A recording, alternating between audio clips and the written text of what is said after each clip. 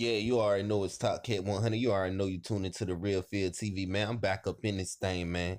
You already know how I do it, man. I can't stay away for long, man. And I said it was going to be a part two to the last video with Pop Smoke anyway. But today, we going to chime in on Mike D. You see what I'm saying? His brother. Now, this is the first person that people were saying was suspect in the first place because he was the person in the last picture with Pop Smoke. Now it's rumors escalating that, you know, it was alarm turned off prior to them even invading the house, and that happening to Pop Smoke. And then it was $70,000 left unscathed, not touched or anything.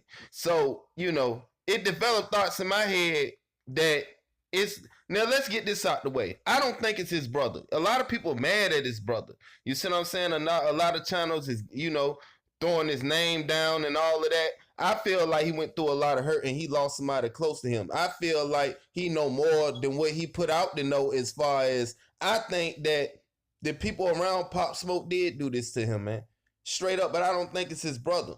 You know, and I don't know, I pinpoint the exact person who did it, but I'm watching actions, and that's what we were talking about in the last video. Why people are acting less remorseful than what they should be acting. It's like it's a celebration. Everybody want to keep his name alive, and I feel like a lot of people doing the same thing that they did when that happened in Nip, because a lot of his people that was fake, the ones that was fake, kept trying to act like they were keeping his name alive within his death, and then on the other hand, act like they was all in the media and wanted the fame. And we talking about Cowboy when we said it and stuff like that with the Nip situation. So with this Pop Smoke situation, you got woos, you got all of this and that, and it seems like rather than look for the revenge or look for what really happened, I think that it was all set up that way because somebody from the East Coast was meeting Pop Smoke there to do that to him, by somebody that set that up in the house or somebody from afar. You know, because like I say, he was putting a lot of pressure on the Brooklyn rap scene, and he had a lot of enemies, and people don't like to talk about that. So what I feel like is somebody from the East Coast did that to him now. Because like I say, everybody acting like that this is like trophy time. Like his crew, his baby mama, like it's his baby mama. It's words in the air that she's having relations with somebody in the clique. You see? And I just wanted to be known that we looking at everybody suspect at this point. Like, this ain't no story to be letting die down. You see what I'm saying? Now, after Mike D put this out, after the whole situation happened, that let me know through these words that it ain't no fake. I mean, come on, man. This man came from Pampers with this man. That's his blood brother. Like, I don't believe that he can be talked into that. That's just me. But that's for y'all to realize. Now, what I can say is that a lot of people in the crew acting like that when they ask questions about Pop Smoke, they're not so happy to hear about him. And that's just what I see when you look at these Hot 97 interviews and you look at all of these other interviews dealing with the crew members.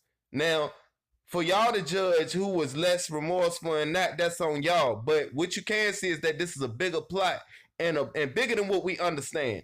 Because like I say, no money was taken, so it had to be personal. And like I say, it could have came from the East Coast. And this is why calls were made to the East Coast prior to that happening, to probably let people know where the location was. And that way it'll be less noticeable that it came from the East Coast, being that it happened to him in LA.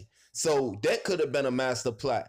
But all I do know is that this thought gotta be legit, man. Because ain't nobody just coming out there to do that to him and don't know nothing. I'm sure with people in the first part talking about East and West and all of that stuff, the same type of stuff the media tried to do with the Big and Pop situation, but in a different way. But it didn't work because it's still people from the East Coast that's not even mad as they was when it happened to B.I.G. So that tells you enough that it came from somebody in Brooklyn or somebody that knew Pop Smoke personally. It won't the car dealership, man. It won't the one that let him rent the car. None of that.